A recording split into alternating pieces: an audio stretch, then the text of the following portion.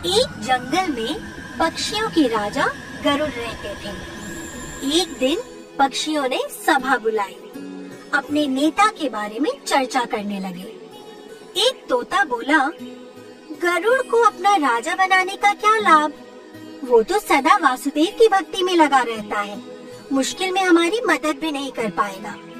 उसकी बात से सभी पक्षी सहमत हो गए और उन्होंने नया राजा चुनने का विचार किया। सर्वसम्मति से उल्लू को राजा चुना गया। अभिषेक की तैयारियां होने लगी। ज्यों ही उल्लूकराज राज सिंहासन पर बैठने वाले थे, त्यों ही कहीं से एक कौवा आकर बोला, तुम सब क्यों यहाँ इकट्ठे हो? ये कैसा समारोह है?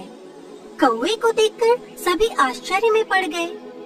उसे तो किसी ने बुलाया ही नहीं था, पर कौवा सबसे चतुर कूट राजनीतिज्ञ पक्षी है, ऐसा उन्हें पता था।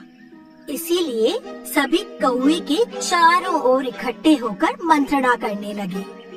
उल्लूकराज के राज्याभिषेक की बात सुनकर कौवे ने हंसते हुए कहा, मूर्ख पक्षियों, इतने सारे सुंदर पक्षियों के होते हुए दीवांध और टेढ़ी नाक वाले बदसूरत उल्लू को तुम सबने राजा बनाने का कैसे विचार किया? वह स्वभाव से ही रौद्र और कटुभाषी है। एक राजा के होते हुए दूसरे को राजा बनाना विनाश को निमंत्रण देना है। किसी दूसरे दिन किसी दूसरे पक्षी को अपने नेता के रूप में चुना जाएगा, ऐसा निर्णय कर सभी पक्षी अपने घर चले गए। दिन का समय था, उल्लू अकेला रह गया क्योंकि दिन में उसे दिखता ही नहीं है।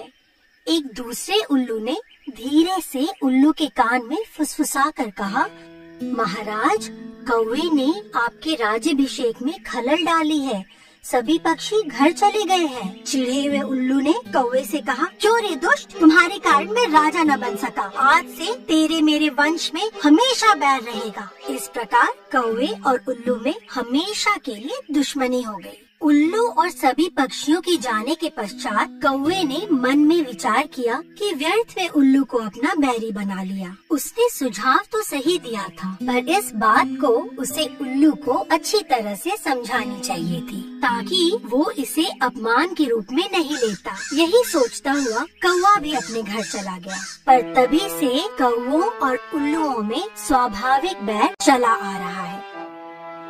बच्चों, ये कहानी हमें ये शिक्षा देती है कि हमेशा कुछ भी बोलने से पहले विचार अवश्य करना चाहिए। हमें अपनी बात अवश्य रखनी है, पर इस तरीके से। बच्चों, कबीर जी के इस दोहे का जीवन में अनुसरण करोगे तो किसी से बैर ही नहीं होगा। ऐसी वाणी बोलिए मन का आपा खोए, औरों को शीतल लगे आप ही शीतल होए।